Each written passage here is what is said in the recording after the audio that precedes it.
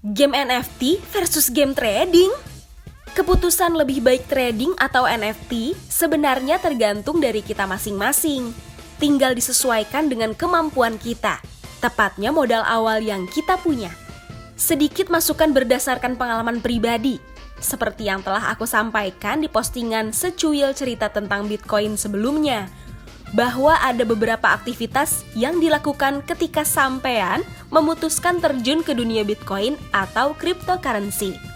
Yakni salah duanya yang umum dilakukan adalah trading alias jual beli dan NFT gaming. Seperti halnya teman aku, banyak yang kadang masih bingung dengan dua aktivitas ini dan bahkan bingung menentukan baiknya NFT atau trading untuk mendapatkan tambahan pemasukan dengan beraktivitas di dunia crypto coin ini. Sebelum lebih lanjut menjawab lebih baik trading atau NFT Bitcoin atau cryptocurrency ini, ada baiknya mari pahami dulu hal mendasar tentang apa itu NFT dan seperti apa trading atau jual beli cryptocurrency ini. Jangan lupa untuk like, komen, dan juga subscribe channel YouTube Jalan Tikus. Aktifkan tombol loncengnya ya, gengs!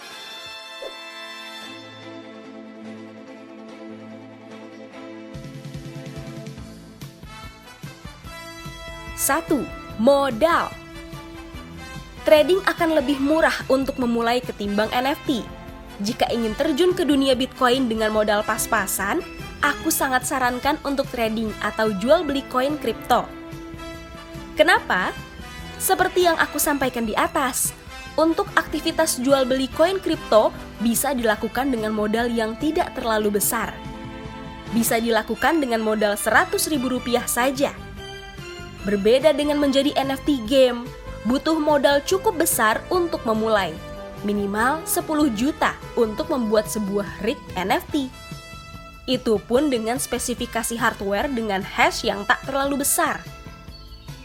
Sebenarnya, lebih baik jika menjalankan dua aktivitas ini sekaligus, membagi modal, prosentase terserah kita, untuk NFT dan trading. Melakukan jual beli langsung dari mata uang lokal dan memutar hasil NFT di pasar koin kripto untuk mendapatkan keuntungan lebih sesuai pergerakan harga koin. 2. Keuntungan.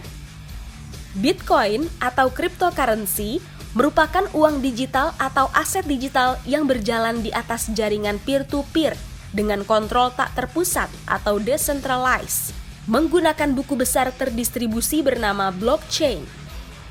Intinya, trading itu keuntungan yang didapatnya bisa instan namun tidak untuk NFT yang memerlukan beberapa proses pencairannya. Instant profit. BEP atau balik modal bisa lebih cepat. Tidak ada biaya-biaya tambahan yang cukup besar, kecuali fee transfer atau pencairan saja. Tidak perlu kemampuan teknis penguasaan hardware, software komputer. Sementara NFT memerlukan modal awal yang cukup besar dan waktu untuk bermain, namun memiliki keuntungan yang lebih menjanjikan, geng. 3. Kerugian. Dalam trading, butuh waktu khusus untuk fokus mengamati market. Resiko rugi cukup besar karena fluktuasi harga koin kripto. Butuh kemampuan analisis fundamental dan teknikal untuk membaca pergerakan harga koin di pasar. Kebalikan dari capital gain, risiko saham adalah capital loss yang terjadi ketika harga jual lebih rendah ketimbang harga beli. Selain capital loss, kamu juga kemungkinan terkena suspend, yang artinya kamu tidak bisa jual saham karena sahammu diberhentikan perdagangannya oleh pihak bursa efek. Jangka waktu suspend ini pun bervariasi, tapi biasanya terjadi dalam waktu singkat, yaitu 1 hari trading. Iya, jadi bermain trading akan lebih banyak kemungkinan untuk loss ketimbang untung. 4. Kepemilikan. Pembelian item in-game di game tradisional bersifat satu kali dan non-transferable.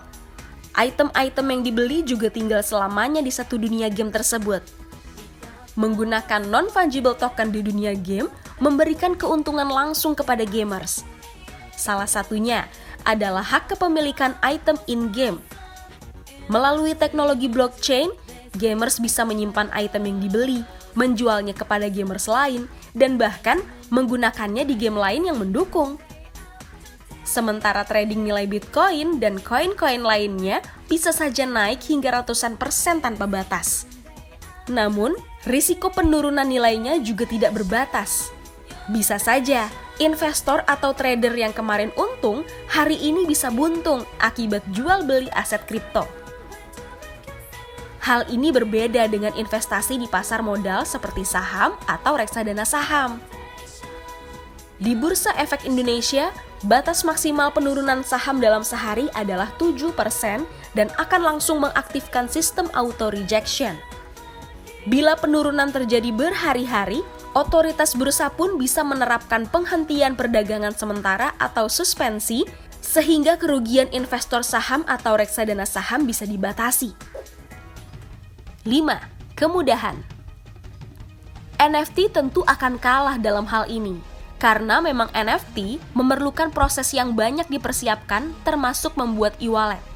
Sementara trading ada yang tidak perlu untuk banyak dipersiapkan. Banyak di antara mereka, khususnya para pemain pemula dalam dunia saham, kebanyakan mengetahui jika saham dapat menghasilkan keuntungan besar. Padahal, risiko yang akan terjadi juga tak kalah besar jika kita mengabaikan dasar-dasar dalam investasi saham. Perlu diketahui, bermain saham sangatlah memerlukan strategi, kesabaran, serta pengetahuan yang mendalam agar nantinya bisa mendapatkan keuntungan yang fantastis. Jangan sampai nantinya dasar ini diabaikan.